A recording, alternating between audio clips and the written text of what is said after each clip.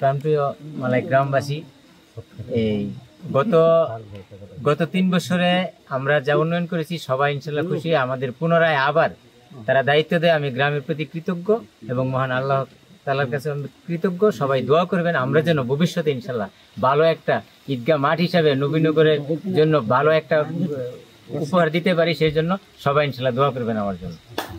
আমার প্রাণপ্রিয় মালাই গ্রামবাসী সকলের প্রতি আন্তরিক শুভেচ্ছা ও অভিনন্দন। এবং বিগত 3 বছর আমাকে সকলেই সভাপতি নির্বাচিত করেছিল।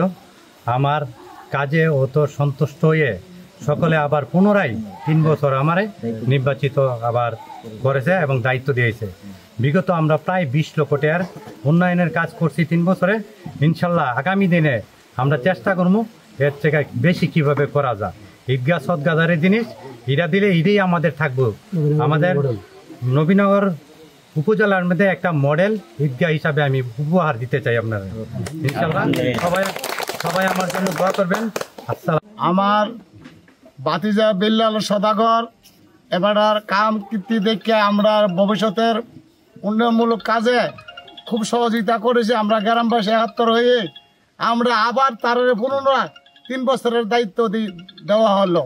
শাহী ঈদগাহ মাঠ উন্নয়নের জন্য বায়েস্তা বিল্লাল সভাপতি এবং সেক্রেটারি বশির আহমেদ তারা পূর্বে যথেষ্ট উন্নয়ন করেছে।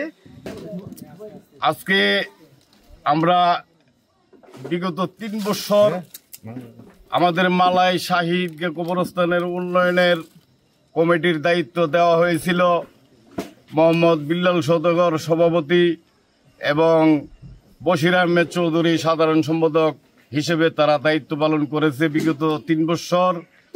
পুনরায় আবার আমরা গ্রামবাসী মিলে সবার সিদ্ধান্তে এবং বিল্লাল সদাগরের কাজের উন্নয়নে সন্তুষ্ট হয়ে এবং বশির মিয়ার প্রতি সবাই সন্তুষ্ট হয়ে গ্রামবাসী আবার পুনরায় 3 বছরের জন্য মালাই শাহী ঈদগাহ কবরস্থানের উন্নয়নের দায়িত্ব ওনাদেরকে অর্পণ করা হয়েছে।